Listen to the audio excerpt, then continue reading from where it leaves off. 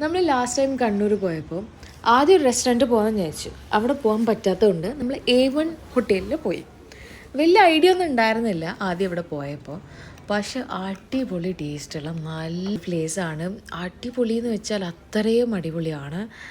അങ്ങനെ സാധനങ്ങളൊക്കെ വന്നു. ചോറ് വന്നു, സാമ്പാർ വന്നു, മീൻകറി വന്നു, മീൻ പൊരിച്ച വന്നു. മീൻ പൊരിച്ചതിൽ ഞാൻ എടുത്തിട്ടുണ്ടായിരുന്ന അയക്കുറ ഫ്രൈ ആണ്.